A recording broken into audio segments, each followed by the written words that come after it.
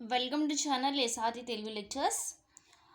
మనం ఈరోజు data mining and data warehousing వీడియోస్లో data integration in data preprocessing అనే కాన్సెప్ట్ గురించి డిస్కస్ చేద్దాము. ఇందులో డేటా ఇంటిగ్రేషన్ అంటే ఏంటి, ఏ డేటా ఇంటిగ్రేషన్లో ఏమేమి మెథడ్స్ ఉంటాయి, అలాగే ఈ డేటా ఇంటిగ్రేషన్స్లో వచ్చే ఇష్యూస్ ఏంటి, అట్టి 3 టాపిక్స్ని మనం ఈ వీడియోలో డిస్కస్ చేద్దాము. మీకంటే వీడియో కంటెంట్ నచ్చినట్లయితే ప్లీజ్ ఈ ఛానల్ సబ్స్క్రైబ్ చేయడం అయితే మర్చిపోవద్దు. సో అసలు డేటా ఇంటిగ్రేషన్ అంటే ఏంటి? Data integration is a process of merging data from different sources like multiple databases, data cubes and flat files to avoid redundancies and inconsistencies in data. అంటే ఏంటి? Integration అంటే general meaning ఏంటి? Club చేయడం లేకపోతే కలపడం. ఇప్పుడు డిఫరెంట్ డేటా సోర్సెస్ అంటే డేటాబేసెస్లో ఉన్న డేటాని, డేటా క్యూబ్స్లో ఉన్న డేటాని, అలాగే ఫ్లైట్స్లో ఉన్న డేటాని, ఇలా డిఫరెంట్ సోర్సెస్లో ఉన్న డేటాని అంతటినీ కంబైన్ చేసి ఒక సింగిల్ డేటా సోర్స్గా క్రియేట్ చేస్తారు. అదే డేటా ఇంటిగ్రేషన్. ఎందుకు అట్లా చేస్తారు అంటే రిడెండెంట్ డేటా ఉందా లేకపోతే ఏమైనా ఎర్రర్స్ డేటా ఉన్నా ఆ రెండు డేటాని అవాయిడ్ చేయడానికి ఈ డేటా ఇంటిగ్రేషన్ అనేది చేశారు. సో ఎప్పుడైతే రిడెండెన్సీస్ అండ్ డేటా ఇన్కన్సిస్టెన్సీస్ అనేవి డేటా నుంచి అవాయిడ్ అయినాయో అప్పుడు డేటా యొక్క క్వాలిటీ ఇంప్రూవ్ అవుతుంది. ఎప్పుడైతే క్వాలిటీ ఇంప్రూవ్ అయిందో అప్పుడు డేటా మైనింగ్ రిజల్ట్స్ కూడా ఇంప్రూవ్ అవుతాయి. So data integration approaches, data integrations ఎలా చేస్తారు అంటే tight coupling and loose coupling, ఈ రెండు అప్రోచెస్ ద్వారా డేటా ఇంటిగ్రేషన్స్ అప్లై చేస్తారు. టైట్ కప్లింగ్ అంటే ఏంటి? Through the process of ETL అంటే process of extraction, transformation and loading. ఈ ప్రాసెస్ ద్వారా వేరియస్ సోర్సెస్లో ఉన్న డేటాని సింగిల్ ఫిజికల్ లేయర్గా కన్వర్ట్ చేస్తారు. డిఫరెంట్ సోర్సెస్ నుంచి ఒక సింగిల్ ఫిజికల్ లేయర్గా డేటాని కన్వర్ట్ చేస్తారు through the process of ETL అంటే ఎక్స్ట్రాక్షన్, ట్రాన్స్ఫర్మేషన్ అండ్ లోడింగ్. ఆ సింగిల్ ఫిజికల్ లేయర్ని ఏమంటారు? డేటా వేర్ హౌస్ అంటారు. ఈ డేటా వేర్ హౌస్లోనే ఈ డేటా వేర్ హౌసే డేటా ఇన్ఫర్మేషన్ రిట్రీవల్ కాంపోనెంట్గా యూజ్ అవుతుంది. అంటే ఎప్పుడైతే క్వరీస్ రాస్తే ఎక్కడి నుంచి అయితే డేటా రిట్రీవ్ అవుతుందో అది డేటా వేర్ హౌస్ యూజ్ అవుతుంది. అంటే ఆ డిఫరెంట్ డేటా సోర్సెస్ అన్నిటిని కలిపి ఒక డేటా వేర్ హౌసెస్ దాకా ఫామ్ చేసి ఆ డేటా వేర్ హౌసెస్ నుంచే క్వరీస్ అనేది రిజల్ట్స్ వస్తుంది. అది tight coupling. Whereas loose coupling వచ్చేసి ఇందులో ఏం చేస్తారంటే ఒక ఇంటర్ఫేస్ అనేది ఉంటుంది. ఈ ఇంటర్ఫేస్లో యూజర్స్ అనేవి వాళ్ళు క్వరీస్ రాస్తారు. సో ఇప్పుడు ఆ ఇంటర్ఫేసెస్ ఏం చేస్తుంది? యూజర్స్ రాసిన క్వరీని ఏదైతే డేటా సోర్స్ ఉంటుందో, డేటా ఒరిజినల్ సోర్స్ ఉంటుందో ఆ ఒరిజినల్ సోర్స్కి అండర్స్టాండబుల్ అయ్యే ఫార్మేట్లో కన్వర్ట్ చేసి దానికి సంబంధించిన రిజల్ట్స్ ఫస్ట్ చేసి అగైన్ యూజర్స్కి ప్రొవైడ్ చేస్తుంది. సో ఇది లూజ్ కప్లింగ్. సో లూజ్ కప్లింగ్లో ఇంటర్ఫేస్ ఉంటుంది. Okay, next issues in data integration. So ఈ tight coupling, loose coupling or data integration చేస్తున్నప్పుడు మనకైతే కొన్ని ఇష్యూస్ అరైజ్ అవుతాయి. అవి ఏంటంటే identity trouble, redundancy and correlation analysis, tuple duplication and data conflict detection and resolution. ఇప్పుడు ఒక్కొక్క ఇష్యూ ఏంటి, ఆ ఇష్యూస్ని ఎలా రిజాల్వ్ చేయాలి అనేది మనం డిస్కస్ చేద్దాం. ఫస్ట్ వచ్చేసి ఐడెంటిటీ ట్రబుల్ అంటే ఏంటంటే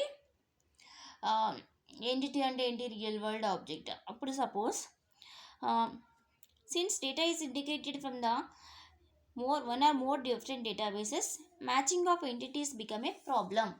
అంటే డిఫరెంట్ డేటాబేసెస్ నుంచి డేటాని క్లబ్ చేస్తారు, కంబైన్ చేస్తారు. ఈ కంబైన్ చేసేటప్పుడు ఏ 2 డేటాబేసెస్ సేమ్, లేకపోతే ఏ 2 ఎంటిటీస్ సేమ్, ఏ ఎంటిటీని ఏ ఎంటిటీతో మ్యాచ్ చేయాలి అనేది ఎలా ఐడెంటిఫై చేస్తారు? సపోజ్ ఫర్ ఎగ్జాంపుల్ ఇప్పుడు ఒక డేటాబేస్లో కస్టమర్ ఐడి ఉంది, ఇంకో డేటాబేస్లో కస్టమర్ నెంబర్ ఉంది. యాక్చువల్గా ఈ రెండు సేమే. కస్టమర్ ఐడి అయిన వన్ డేటాబేస్ అండ్ కస్టమర్ నెంబర్ అయిన another database, both are same entities. కానీ ఇక్కడ ఎలా డేటా ఇంటిగ్రేషన్ జరుగుతున్నప్పుడు ఈ టూ అట్రిబ్యూట్స్, 2 ఎంటిటీస్ సేమే అని ఎలా ఐడెంటిఫై అవుతాయి? అది హ్యూమన్ కానీ, ఆ డేటా ఇంటిగ్రేషన్ చేసే హ్యూమన్ కానీ, ఆ కంప్యూటర్ కానీ ఈ 2 entities data customer ID and customer number same అని ఎలా ఐడెంటిఫై అవుతాయి? అలా ఎంటిటీ ఐడెంటిఫికేషన్ ప్రాబ్లం అనేది ఉంటుంది. సో దీన్ని అవాయిడ్ చేయడానికి ఏం చేయాలంటే ఎంటిటీ ఐడెంటిఫికేషన్ ప్రాబ్లమ్ని అవాయిడ్ చేయడానికి మెటా డేటా యూజ్ చేయాలి. మెటా డేటా అంటే ఏంటి? Data about the data about డేటాని మెటా డేటా అంటారు. ఇప్పుడు సపోజ్ ఇప్పుడు ఎంటిటీస్, ఇప్పుడు ఒక customer ID entity, customer number entity, ఈ రెండు సేమే అని చెప్పాలంటే ఈ రెండు ఎంటిటీస్కి ఉన్న మెటా డేటాని యూజ్ చేసుకోవాలి. సో మెటా డేటా యూజ్ చేసుకుని ఎలా చేస్తాము అంటే దాని ఆ ఎంటిటీ యొక్క డేటా టైప్, దాని సైజు, అది యాక్సెప్ట్ చేసే వాల్యూస్, ఇలా ఆ వాల్యూస్ అన్నిటిని బేస్ చేసుకుని టూ ఎంటిటీస్ సేమే అని చెప్పి ఆ టూ ఎంటిటీస్ని క్లబ్ చేయొచ్చు, కంబైన్ చేయొచ్చు. ఇంకొకటి ఏంటంటే స్ట్రక్చర్ మ్యాచ్ చేస్తున్నప్పుడు, అంటే స్కీమా, ఆ స్కీమాని మ్యాచ్ చేస్తున్నప్పుడు, ఒక స్కీమాని ఇంకొక స్కీమాని మ్యాచ్ చేస్తున్నప్పుడు ఏం చేయాలంటే ఆ స్కీమాకున్న functional dependencies and differential integrities రెండింటిని చెక్ చేసుకుని స్కీమాని ఆ స్ట్రక్చర్ని మ్యాచ్ చేయాలి. అదే ఎంటిటీ ఐడెంటిఫికేషన్ ప్రాబ్లం. నెక్స్ట్ వచ్చేసి రిడర్డెన్సీ అండ్ కోరిలేషన్ అనాలిసిస్. ఇప్పుడు రిడర్డెంట్ డేటా ఏదైనా ఉంటే డేటా ఇంటిగ్రేషన్ చేస్తున్నప్పుడు దాన్ని ఎలిమినేట్ చేయాలి. సో రిడర్డెంట్ డేటాని ఎలా ఐడెంటిఫై చేస్తారు అంటే కోరిలేషన్ కాన్సెప్ట్ యూజ్ చేసి ఐడెంటిఫై చేస్తారు. అంటే ఒక యాట్రిబ్యూటర్ ఎంటిటీ ఇంకొక యాట్రిబ్యూట్ మీద ఎంత మేరకు డిపెండెంట్ అయ్యింది అని కోరిలేషన్ అనాలిసిస్ ద్వారా ఐడెంటిఫై చేసి, సపోజ్ డిపెండెన్సీ ఎక్కువ ఉందనుకోండి ఆ కోరిలేషన్లో అవే రిడర్డెంట్ డేటా అన్నట్టు దాన్ని ఎలిమినేట్ చేయాలి. Next tuple duplication. Tuple duplication అంటే ఏంటి? సపోజ్ టేబుల్కి నార్మలైజేషన్ అప్లై చేస్తామనుకోండి, డూప్లికేట్ డేటా ఉంటే ఎలిమినేట్ అయిపోద్ది. కానీ ఇప్పుడు సపోజ్ ఒకవేళ డీనార్మలైజ్డ్ టేబుల్స్ ఉన్నాయనుకోండి, డీనార్మలైజ్డ్ టేబుల్స్ ఉన్నప్పుడు మనకి టూ ఆర్ మోర్ టపుల్స్